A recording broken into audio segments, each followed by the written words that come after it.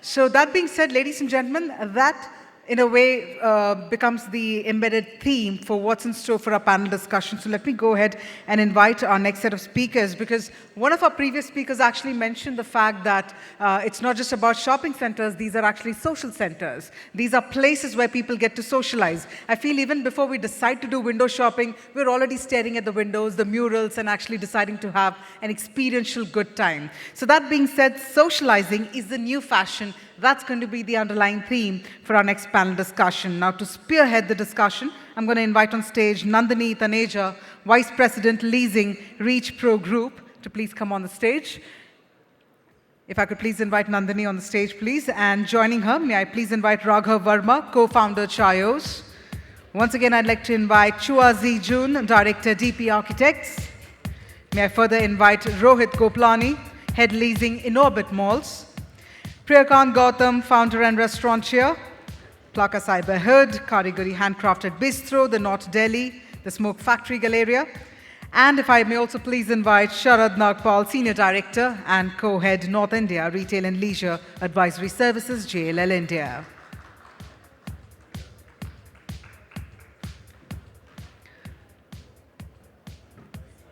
All our speakers in? Everyone's on stage, all right? Thank you so much for joining us. I'm going to request you all to please take your seats. This is a very interesting topic I'm actually super stoked about. Socializing is the new fashion. If that's the case, then let's find out a little more. With that, Nandini, over to you then.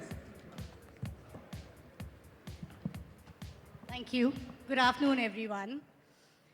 So this is an interesting topic.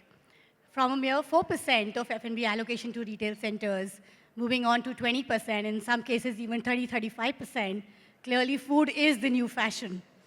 So we've got a great panel here to answer all your questions. And let's get some great insights on the future trends on F&B, experiential dining, the challenges that they face, and of course, our international perspective as well. So moving on to our first question. Ziggy, thank you for the presentation. It was great. We would like to hear from you, when you're planning retail centers internationally, what is the F&B ratio that you allocate? And what are the technicalities or provisioning that you do at an initial phase of planning of a center? Testing. I think it's a very interesting question because we all know, like the earlier session they also shared, from the day the mall is planned and designed to the day the mall operates, there's usually a gap. If we are lucky, 3 years. If we are not, a little bit longer. So there is then the inherent need to build in certain redundancy or flexibility or adaptability. So internationally, a lot of the F&B components, they are looking at about 30% of the overall mall leasable area. There are some instances where the developer has made provisions of in excess of 50%, close to 60%. But it's more the provision. They don't have all the system done up yet, but at least the spaces allows them to adapt and evolve. And that's very important because a mall is an infrastructure. And the infrastructure, the most important thing is to plan for it to be able to evolve and adapt. So I think that's a lot of some of the international trends that we do see in the areas that we are participating in. Thank you. That's very interesting to know. We still have a long way to catch up there.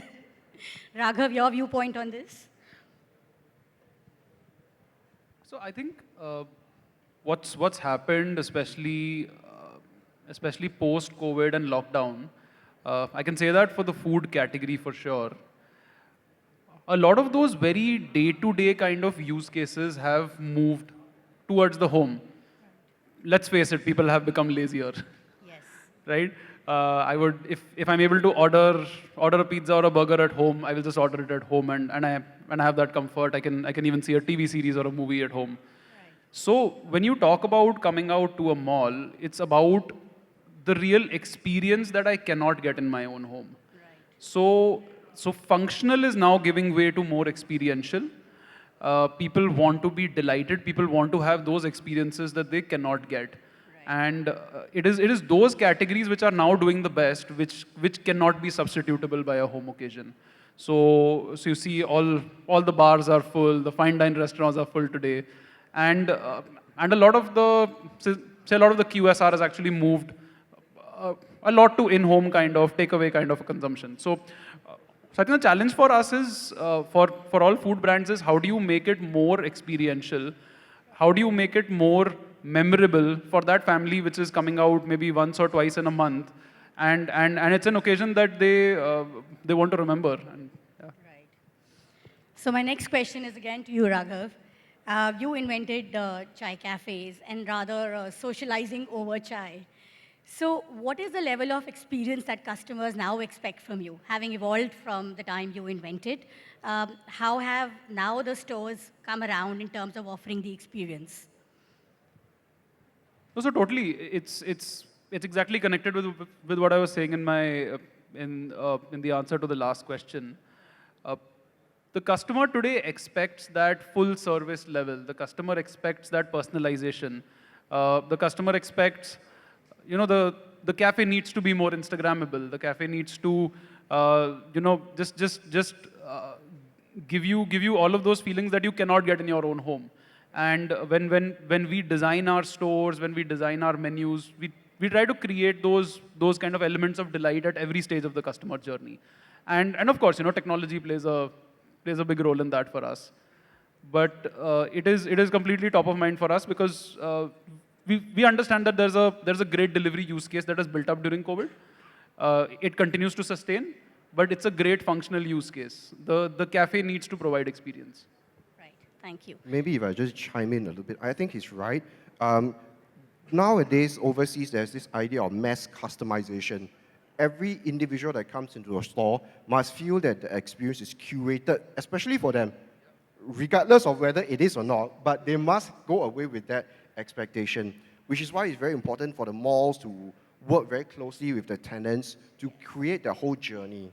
So I think that's very rightfully pointed out as well. Thank you. Priyakant, do you want to add on this? You've got a variety of restaurants. You've got a club. You've got a fine dine. What is it that you offer as an experience to your customers so that they keep coming back to you? Nandini, first of all, right now customer is very smart. Customer is know about the food. तो as a restaurateur, हमको ये देखना पड़ता है कि customer को कैसे हम डिफरेंट टाइम पर उनको एंगेज करके रख सकें. It's very tough. और after COVID, the wave of restaurant is very high. So due to that, there is a cut through competition. It's not easy. Right. For that, we are doing so many things like celebrity chefs are coming. We are giving good offering to customer. And we are trying to give something that other restaurant is not giving. Apart from that, after COVID, due to that wave of restaurants, there a lot of discounting is also there.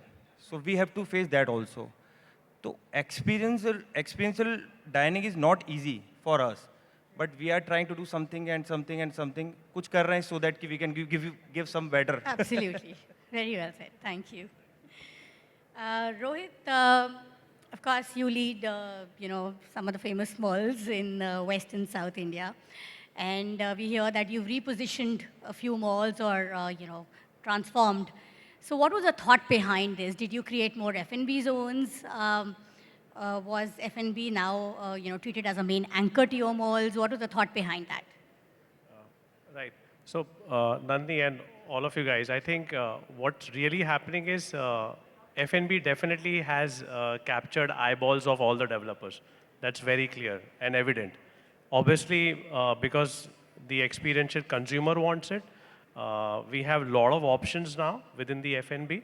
And as a developer, we want to keep our mall and social spaces relevant all the time, right? So the idea and objective for us is to all the time ensure and innovate and be creative. How do we really design our social spaces and the malls? Yes, we have done a couple of malls in terms of repositioning. And yes, apart from anchor or cinema or entertainment, F&B definitely plays a big role now. Also, when we're designing now new malls, we're ensuring the sizes or the location. No longer we would want an F&B only on the food court, right? If it's a big mall, we would want a cafes or a indulgence or create few pockets in each level of the mall, right?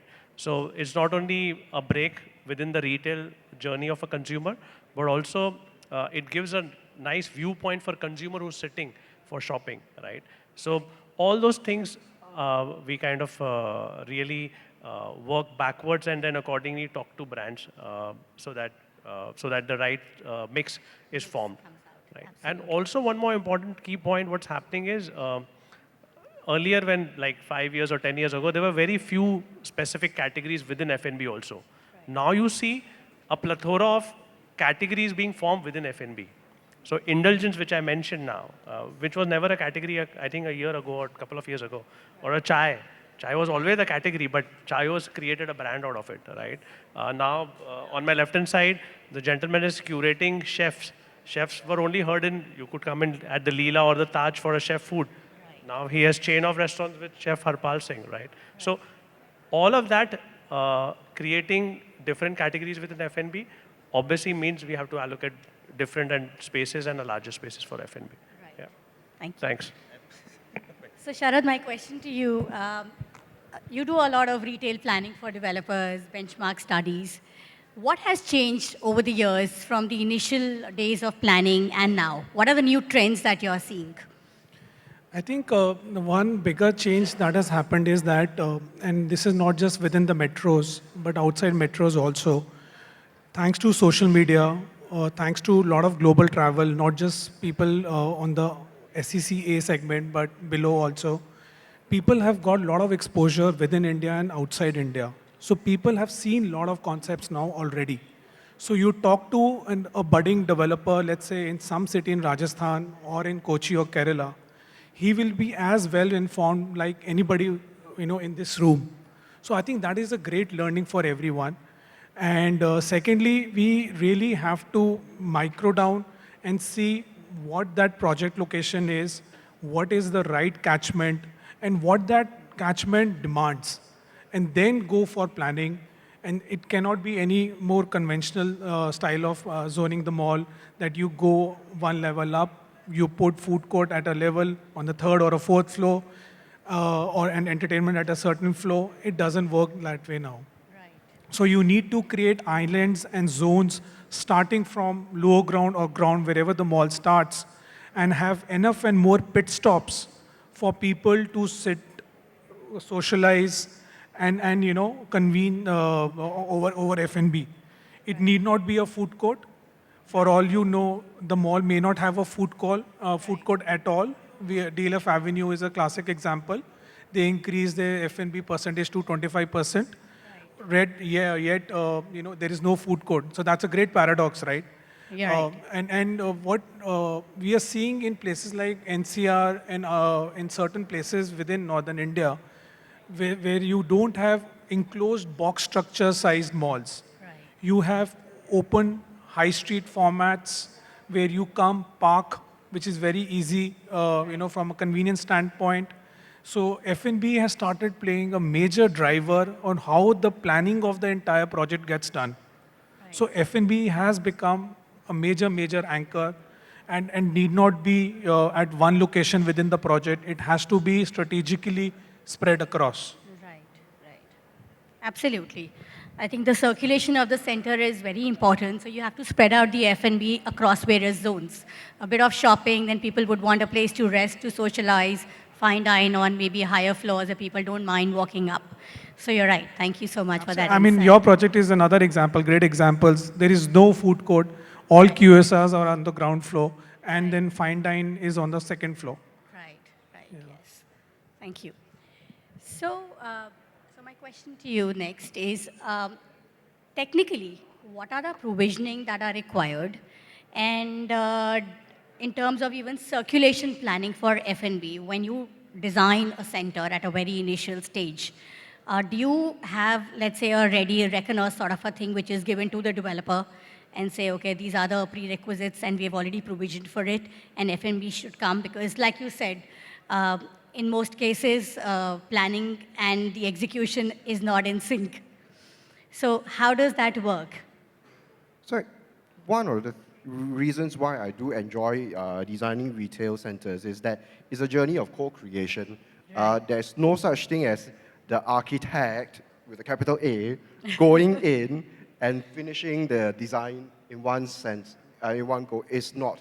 It's a case of design evolving because the retailers, the tenants, the operators have their own needs. Different local communities have their own way of shopping. Retail is a very localized business. There is no such thing as international retail. I work all over the world, but everywhere I go is a local business. And it is important to work with the developers to try and understand things. So yes, we do have suggestions, yes, we do have ideas on how we can approach certain subject, but at the end of the day, they know their business. They have guidance from specialists that allows them to think differently on a more global scale, because right now information is so readily available. So for mall, one of the most important things that we do need to plan for is the stickiness of the mall. Stickiness of the mall, not that we put glue on the floor, but it's to allow people to always feel that there's a connection.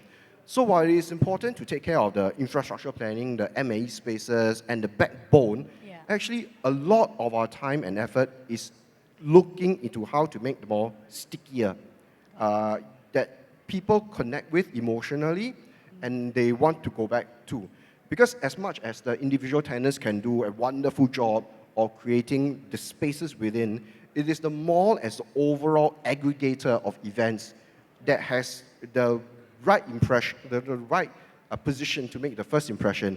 I was told by a learned colleague some time back, if the first impression is wrong, 90% of your time will be spent trying to correct the first impression, and you will be in a losing position. But if your first impression is right, it is difficult to kind of convince the person that their first impression is wrong.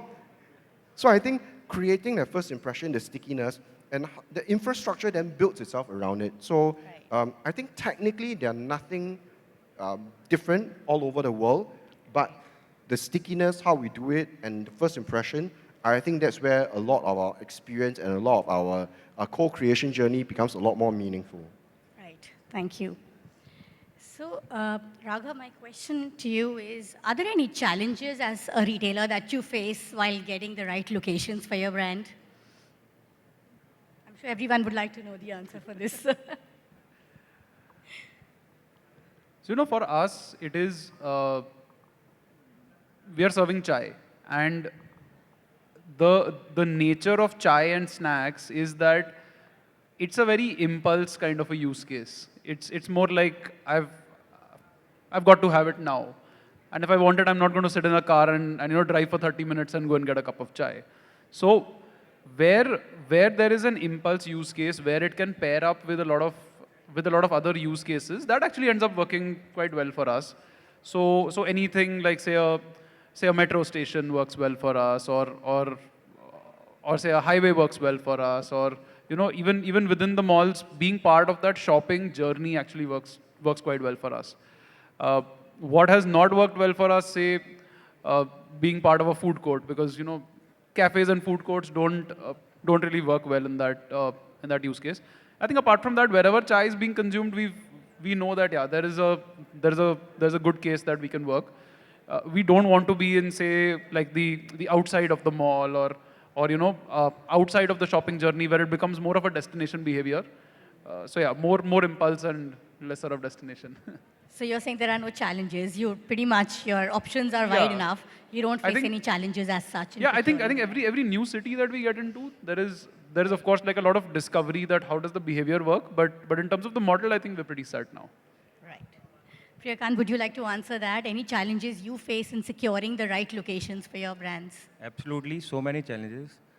First of all, when I go to any mall, so my first choice as a fine dine restaurateur is ground floor.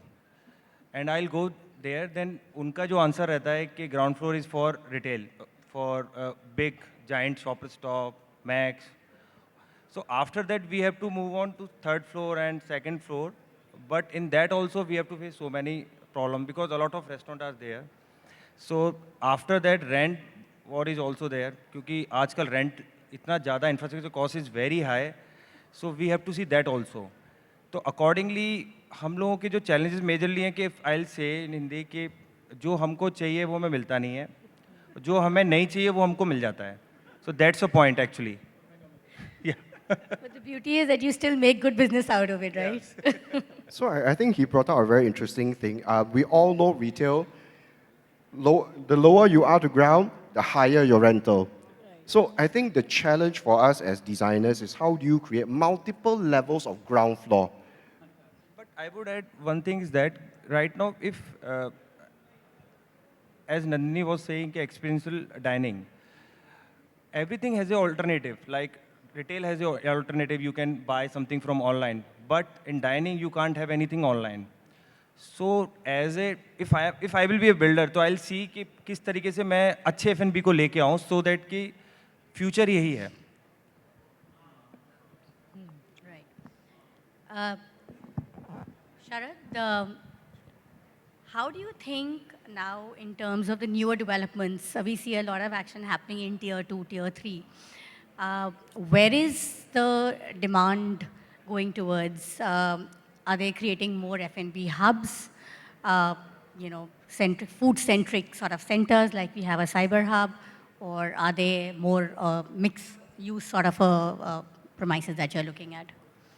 So that's an interesting question. After the success of Cyber Hub and few more other destinations, so a lot of people just assume that they can have a replica of a Cyber Hub in their city. Okay, but it doesn't work that way. That city has to have an office-going population, which in most tier 2, tier 3 markets it's not. The consumption behavior is very, very different. Your share of wallet on outside eating is very, very different as compared to a metro. The number of times you dine out with your colleagues, with your friends, and with your family in a week is very, very low as compared to metro. India anyway is very low on that scale as compared to global norms. I'm sure Raghav can talk more about that. So we have to be cognizant about these factors while zoning and planning the development. So what we advise most developers is that where they are sitting on a historical piece of land, which means they haven't put in the capex in today's time at a higher cost, and they have a reasonably large landscape to play with, we ask them, or we rather guide them, to not go too much vertical, to go as much horizontal as much possible, given the norms and the building bylaws, so that there is enough and more traction in terms of visitor footfall, visibility. To answer to Priyank's question, people in smaller cities don't like to go up in the malls unless there is a very, very strong proposition, and which in today's time is only and only family entertainment. Earlier, it was movies and family entertainment both. Movies with the current scenario being there. So it's only family entertainment. And even family entertainment as a category has started pushing landlords and developers to give them spaces on the ground floor or on the first floor because of this reason. So to answer to your question, in tier 2, tier 3, yes, F&B is the biggest draw. And along with F&B is the new trend of premium outlet centers for retailers to offload their unsold inventory apart from e-com. So that has become a major, major trend in Northern India. And I see this trend moving beyond Northern India to other cities also. The other cities are slightly slow or to catch up because that has a cultural implication. That has a major weather implication. I mean, North is blessed because of a longer duration of winters, which means you can offload your higher priced inventory in these markets. But we are seeing traction in terms of landowners and developers in places like Guwahati, for example, looking to build premium outlet centers, what you see on highways on NH1 and NH2. So they are building on a large scale there now. Right. Yeah. Thank you, Sharad. Rohit, coming on to back to you and the malls. Are you creating, like Sharad mentioned, that these are the entertainment zones, right? So how do you collaborate with the existing F&B in offering entertainment to the people who are coming to the center? Because these are clearly entertainment centers and they need a reason to keep coming back every week. It's not just shopping. So what is it that you as a developer do to do that? Yeah. So, Nandi, as I previously mentioned, it's become very critical and becomes inculcated right at the drawing board. So like a cinema will need an X height, an X pillar. We've started going back, so give an example of in orbit Hyderabad. Now we're doing expansion, which was a garden code expansion. Fortunately, we have a beautiful lake looking on the other side. So we kind of ensured that we created all the second level and above spaces were F&B, and all the F&B spaces have terraces overlooking the lake. So it's up to the F&B guy how he wants to curate his internal space, but all of them were curated and created in that way. Secondly, now we are on the planning stage for a couple of malls, which we're going to announce very soon. There as well, what we're trying to do also, not only have an indoor area, but also have some outdoor areas for restaurants and for the experiences. Because the mindset of the restaurateurs have also changed quite a lot. First, they used to be only high street. I remember when you used to go and talk to them, they were very so cool about high street only. Now they know where the marketplace is, what the costs are in running the operations. So they're very glued onto it. But yes, we are kind of creating an environment for them so they don't miss the high street and they prefer malls. Yeah. Right. Yeah. So And I just want to add Yeah. one thing. I think even traveling outside the country, the kind of work that mall developers are doing in India, I think it's like right up there. And in terms of design, challenging the in terms of size, in terms of building in entertainment, in terms of fluidity into how you can build in multiple use cases. I think we're right up there. Right. Thank you.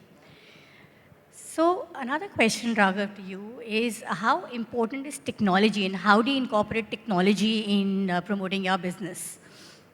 ये तो मेरा favorite topic है. So yeah,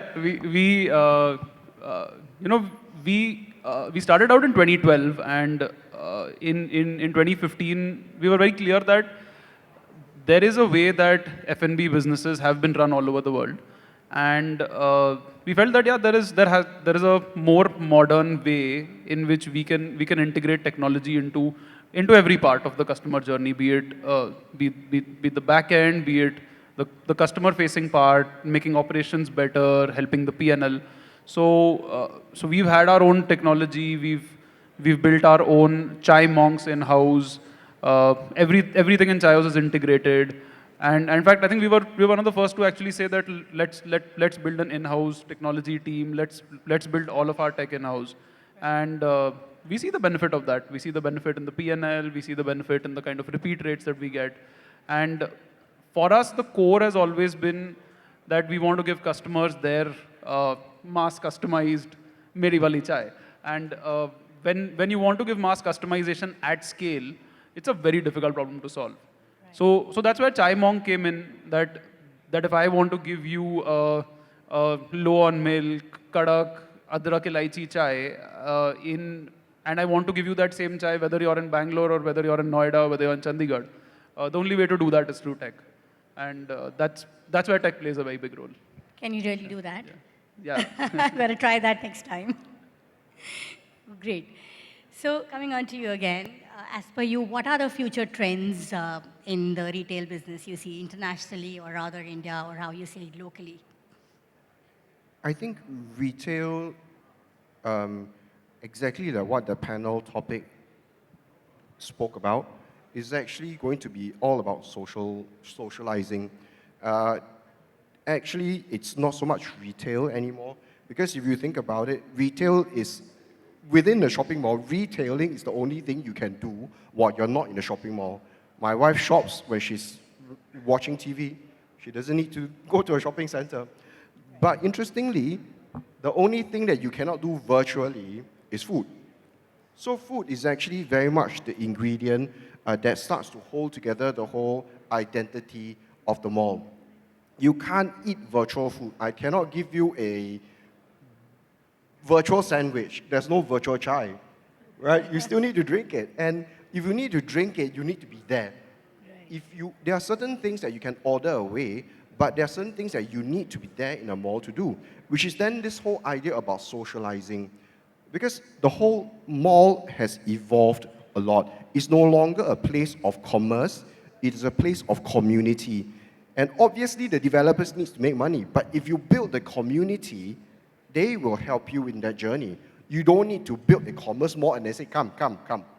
You build a community, they will be there. And we all know that retail is a footfall business. If you have no footfall, your mall is dead. So the idea of socializing, the idea of building this concept or this very strong F&B landscape becomes more and more important.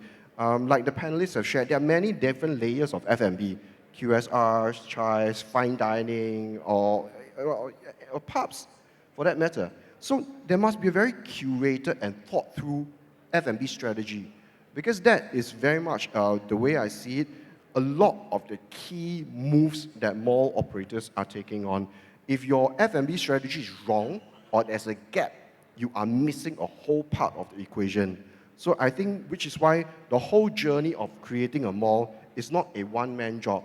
It is a buffet. Everybody brings something to the table. I may be in charge of setting the buffet up, but guys, bring some food, man. Yeah. Very well said. Thank you. Sharad, your comments on the new trends you see in the retail industry.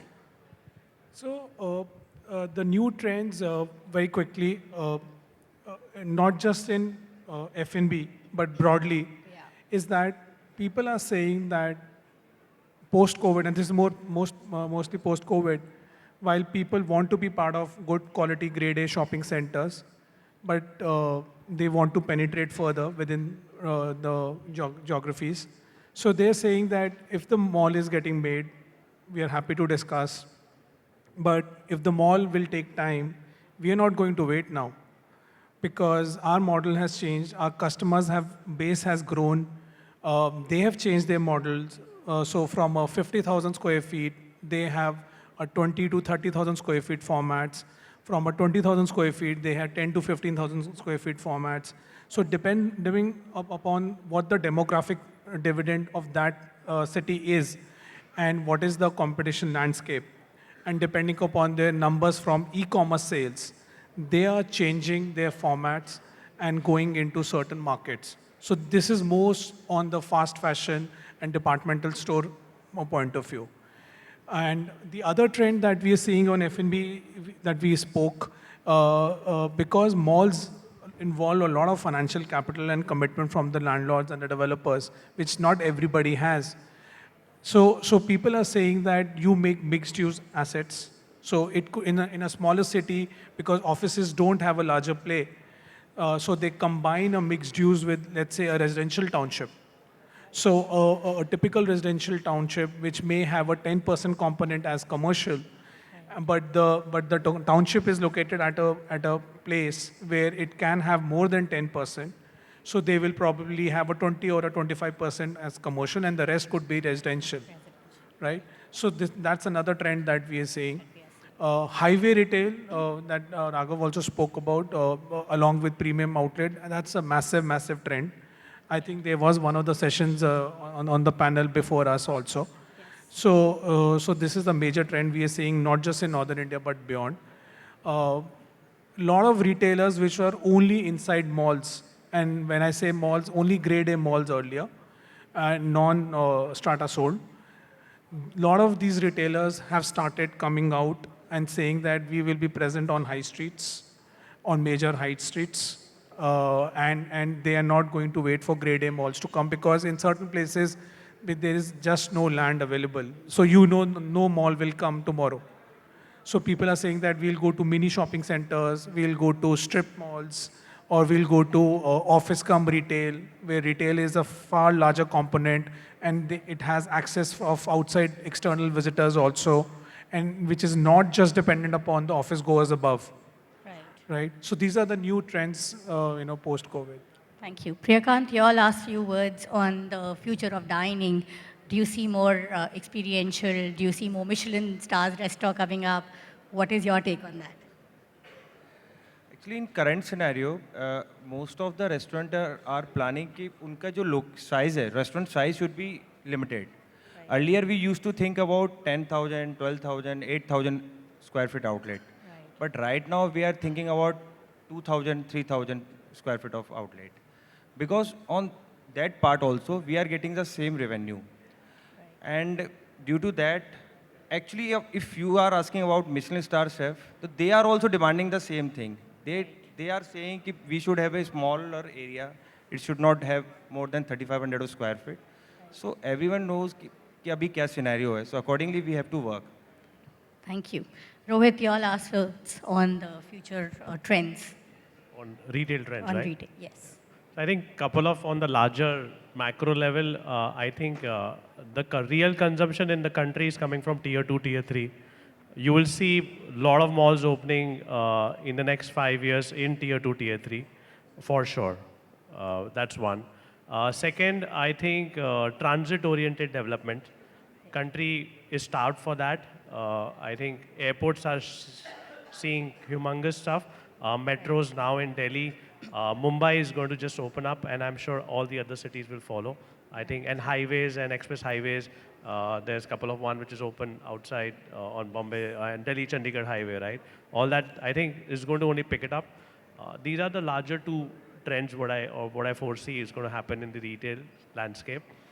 Within the categories and brands, if I come inside the malls and all, I definitely see vanilla brands asking for a bigger space and anchor guys resizing and going down to compact sizes. So, which is a very welcome change from a developer point of view, from an anchor side of it. But from a vanilla point of view, few categories, they're asking for a bigger space. So I think these are the larger trends which I foresee. Thank you. That's nice. Raghav, your last words on the trends that you see. I think like Rohit said, highways, airports, a lot more travel happening, a lot more retail, a lot more F&B happening around that, a lot more entertainment coming into different parts of the developments, and I think it's not going to be limited to the top 8 cities. The top 8 cities will possibly become the top 20 cities, and those top 20 cities are going to really grow over the next few years. Thank you. Ziggy, any last few words from you? Do you plan to design a mall in India, or are you already designing one? We are already working on a few malls here. Right. But I share the same thoughts as the panelists. Yes. But I feel that the retail or the mall landscape of the future is going to be more and more exciting, because more and more the retailers are not going to be so focused on the shops itself, but what the mall offers. So the curation of the spaces, the bringing together of different elements of certain ideas like placemaking becomes more and more brought to the forefront of the conversation. And for a mall visitor, I think that is only going to lead to a better product, something that's more exciting, more vibrant, more differentiated between malls. I think it's a very interesting and exciting period in the Indian mall development. Thank you. We have a great, interesting phase coming up ahead and a lot more to learn from all of you. And thank you so much again for the session. Thank you. Thank you.